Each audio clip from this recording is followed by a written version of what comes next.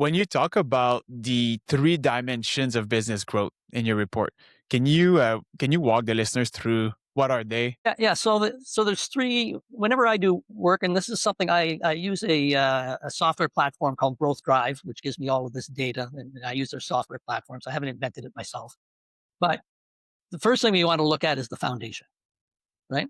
So can you deliver profitable business today? So we want to look at how are your margins? Have you got a leadership team? Have you got standard operating procedures? Again, is everything coming through you or not? Have you delegated authority?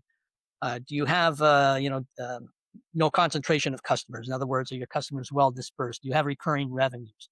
So we want to make sure that you start with a solid foundation, because one of the mistakes a lot of growing companies make is they start to grow before their foundation is solid, and basically they're growing on a very fragile foundation, House of Cards.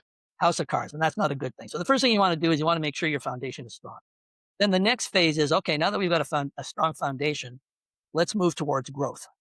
Right. So now we start to look at sales process, marketing, where you stand in the industry and stuff like that. And once you demonstrated growth, then we get to that last phase, which is transferable value. Have you created transferable value with all of this? And have you got your IP in place? Have you got your strategic story? Do you know your market? Can you explain your market to a buyer? Right? Can you explain your competitive advantages to a buyer? And then is all of that supported by the evidence that they find when they do? That makes okay. So as a pyramid, you start with predictable profits and cash flow.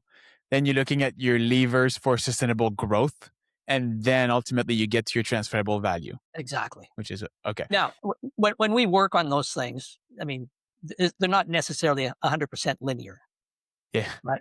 Because one of the things when I do when I work with clients, I start by doing a diagnostic. Of course, I look at 24 areas of the business where I know buyers are going to do due diligence on, and let's see where the company currently stands.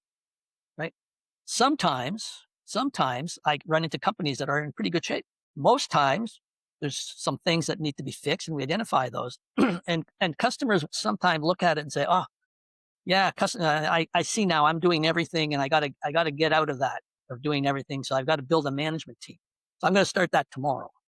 And I kind of have to stop them and say, "No, no, no, no, no, no. Before you can do that, you need, your management team has to have something to align to. So it would be really good if we started by making sure you've got your vision, your strategy, and your core competencies figured out, right? If you haven't got them, it would be really good if you had a structure in place that people could pick up and start to manage, as opposed to just walking in and everything is chaos, right?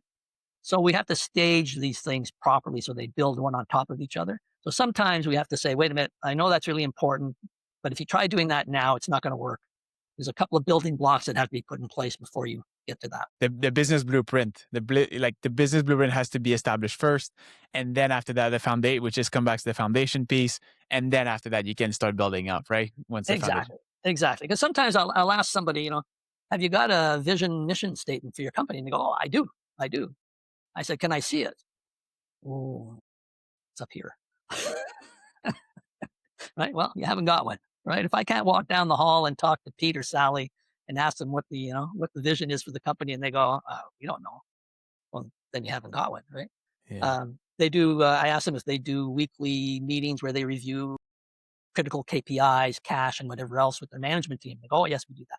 I said, can I see the minutes? We don't keep minutes. I said, well, then you don't do meetings. To a buyer, you don't do meetings.